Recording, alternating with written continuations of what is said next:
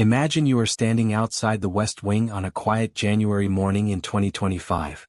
The temperature is barely above freezing, and the American flag above the White House snaps in a cold wind.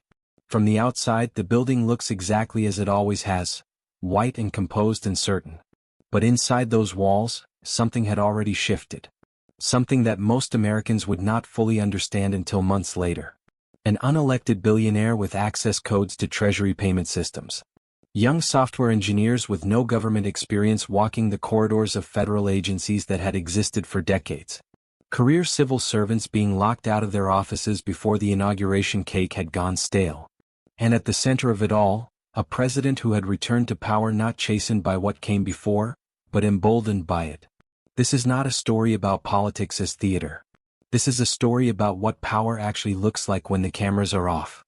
Donald Trump's return to the White House in January 2025 was unlike any presidential comeback in modern American history.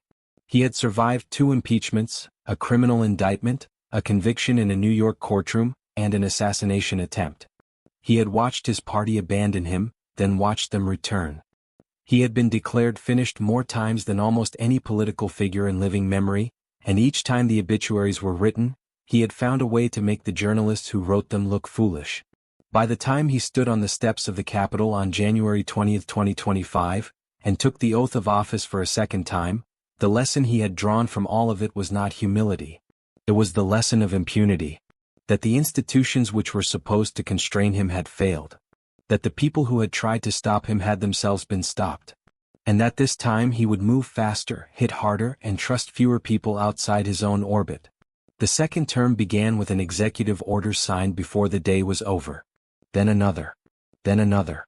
In the first week, more than 100 executive orders and directives reshaped the priorities of the federal government. Immigration enforcement, foreign aid, diversity programs, federal workforce protections. Each one signed with the same flourish, the same raised pen, the same performance of certainty. But the order that would define the early months of Trump's second term, and expose the deepest fault lines within his administration, was the one that created the Department of Government Efficiency. DOGE. A name borrowed from an internet meme, attached to something that was not a department and not a government agency but rather an advisory office housed inside the White House, led by the world's richest man, and given access to the most sensitive financial infrastructure of the United States government. Elon Musk launched a campaign from inside the federal government to radically upend agencies, exercising a level of control so sweeping that it stunned former top White House officials, even in a political moment when many things were described as unprecedented.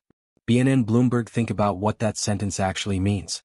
People who had served in previous administrations, including Republican ones, people who understood Washington's rhythms and tolerances and pressure points, were stunned. Not surprised. Stunned.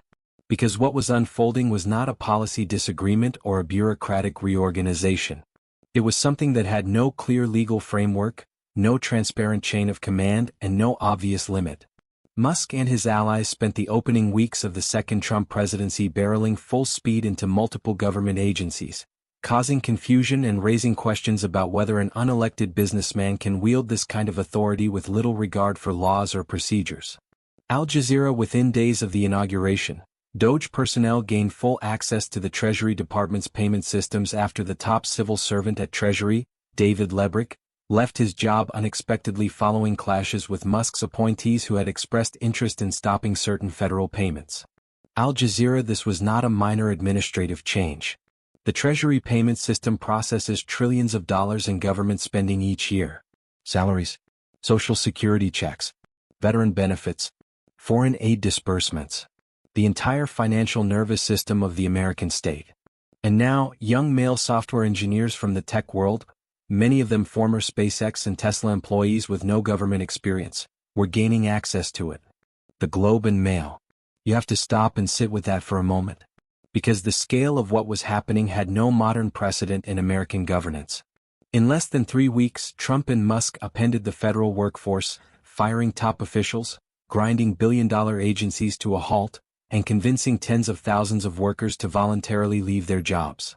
Electra. The memo sent to 2 million federal employees offering them a buyout option was titled "Fork in the Road," The same subject line Musk had emailed to Twitter employees in 2022 after taking over that company. Electriv: the parallel was not accidental.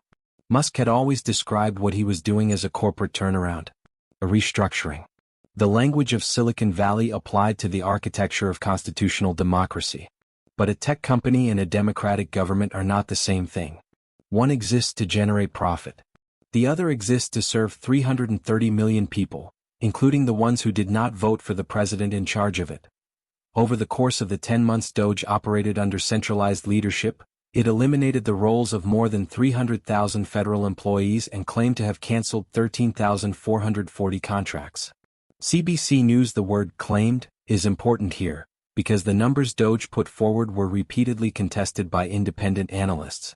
The Brookings Institution found that as of December 2025, government spending had actually increased nearly 6% compared to the year before, reaching $7.5 trillion. CBC News: the Cato Institute, a libertarian think tank not traditionally sympathetic to democratic criticism, found that despite cutting more than 9% of the federal workforce, Doge had failed to shrink overall spending because most federal expenditure does not come from salaries.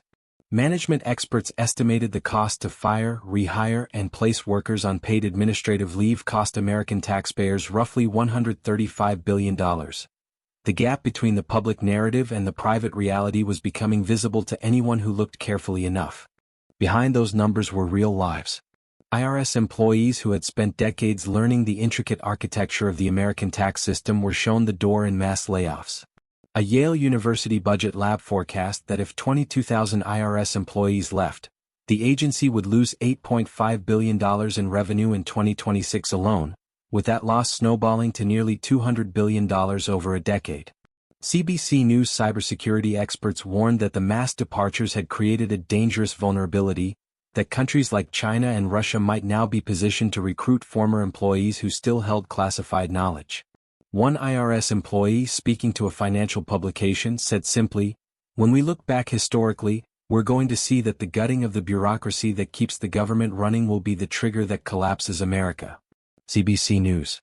That is an extraordinary thing for a career civil servant to say.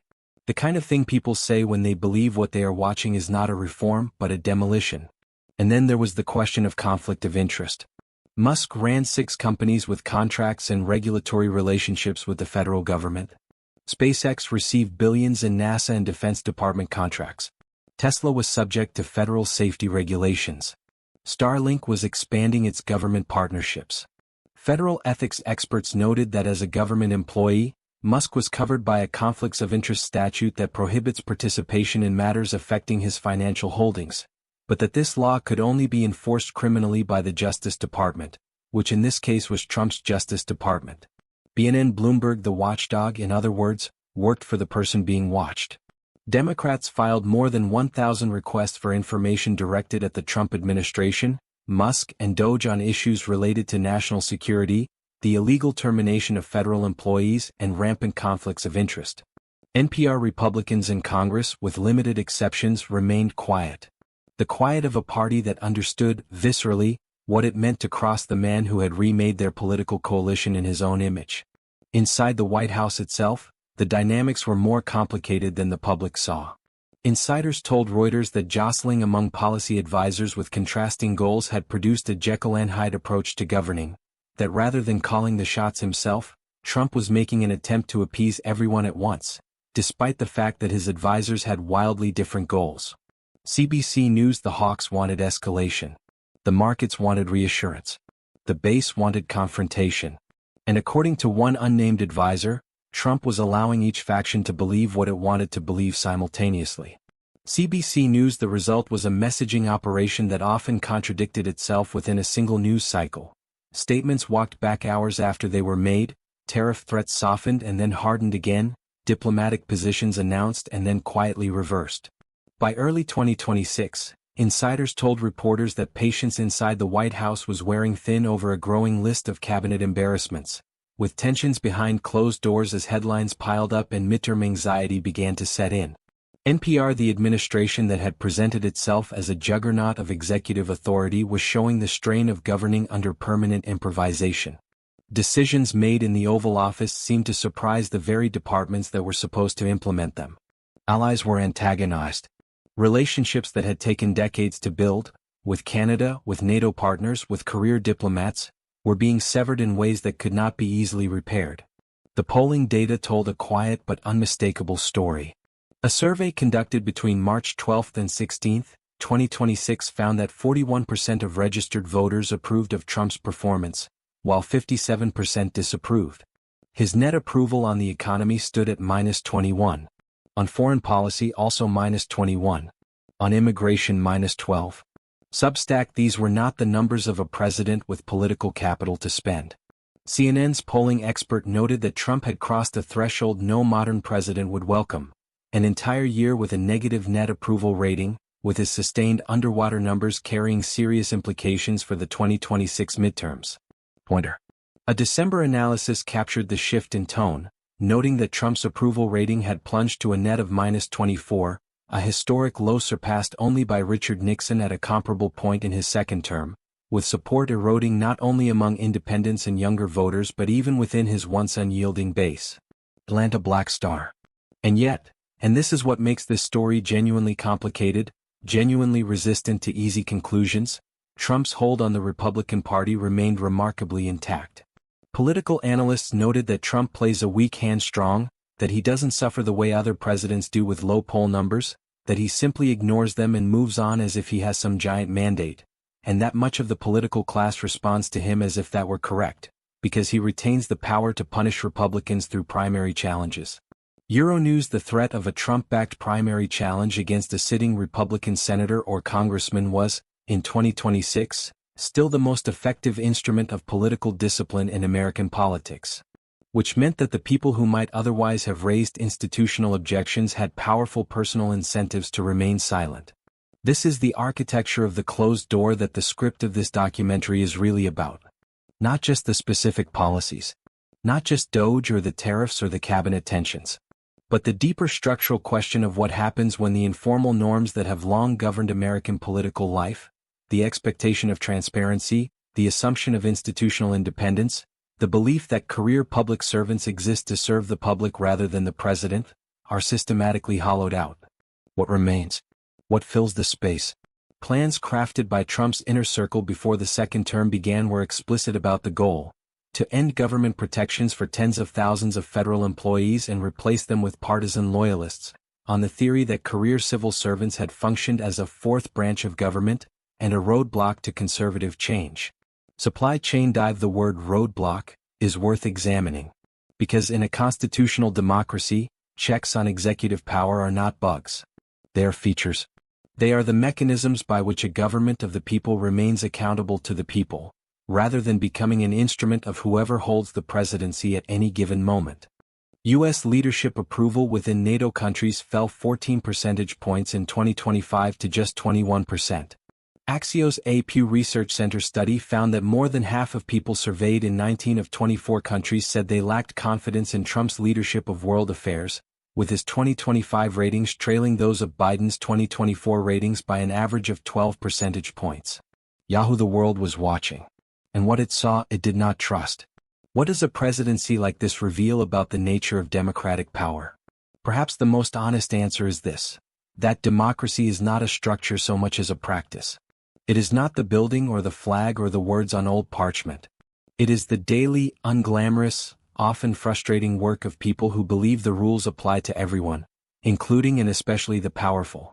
When that belief erodes, when the people entrusted with the machinery of government begin treating it as personal property, something is lost that is not easily restored.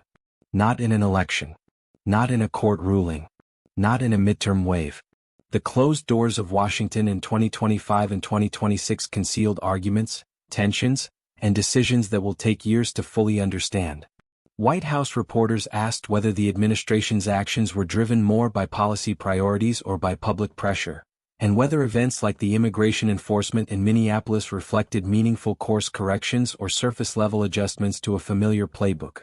CNBC: the honest answer, based on everything that emerged from inside those rooms, is that the line between policy and performance had largely dissolved.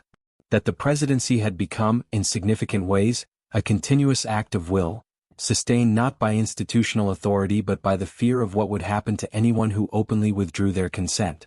History will have time to render its full judgment. But history does not wait for permission to begin. The events of this period are already in motion, in the courts, in the polls, in the quiet reorganization of alliances that were once considered permanent.